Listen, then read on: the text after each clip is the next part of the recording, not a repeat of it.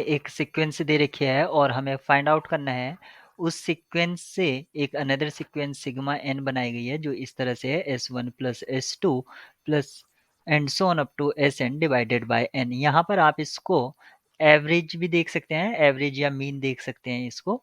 और यहाँ पर आप ये भी देख सकते हैं कि इसमें कोची थ्योरम ऑन लिमिट वो क्या अप्लाई हम कर सकते हैं, जो कि कहती है कि अगर कोई कन्वर्जेंट सीक्वेंस xn है जिसकी लिमिट l है, तो लिमिट इसके एवरेज टर्म्स की भी वही होगी, यानी कि x1 plus and so on xn divided by n की भी लिमिट l ही होगी।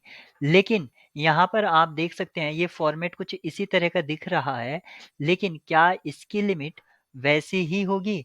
नहीं, इसकी जो लिमिट है, लिमिट ऑफ सिग्मा n जो है वो बराबर नहीं होगी लिमिट ऑफ Sn के। और ऐसा इसलिए है क्योंकि Sn आपकी कन्वर्जेंट सीक्वेंस नहीं है।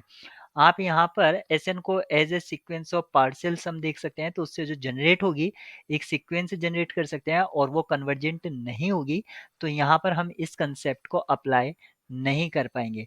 यानी कि एक आइडिया हमें ये भी पता चल जाता है कि जो कॉची थ्योरम ऑन लिमिट्स है, यानी कि सीक्वेंस के लिए वो तभी एप्लीकेबल है जब आपकी जो सीक्वेंस है वो कन्वर्जेंट हो। डाइवर्जेंट के लिए ऐसा जरूरी नहीं है कि उसके एवरेज की लिमिट एग्जिस्ट नहीं करेगी या उसके बराबर होगी। मतलब एवरेज की लिमिट हम निकाल सकते हैं रादर देन चाहे सीक्वेंस कन्वर्जेंट हो या डाइवर्जेंट है, लेकिन जरूरी नहीं कि उसके बराबर होगी। अब हम यहाँ से सबसे पहले ए के को देखते हैं, वो क्या है।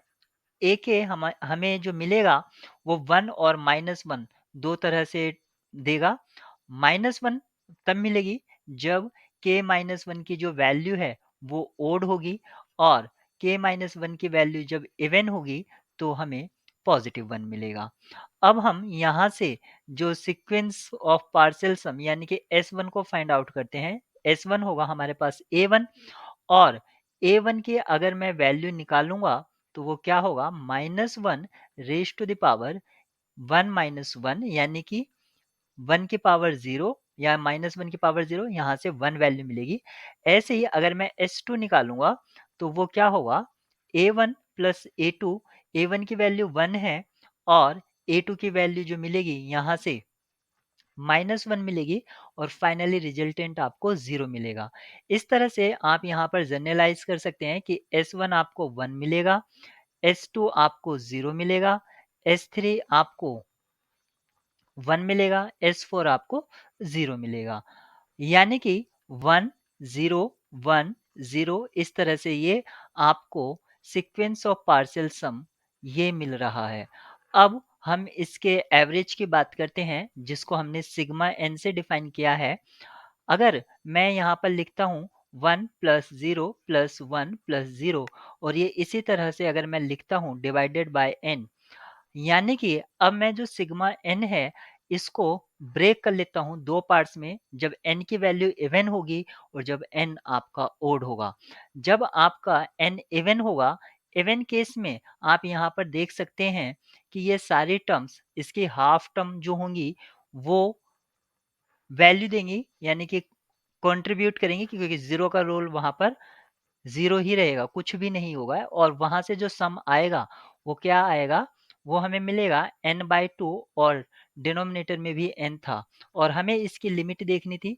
तो लिमिट यहाँ से जैसे मैं n टेंड्स टू इन्फिनिटी करूंगा तो ये हमें क्या मिलेगा, हाफ।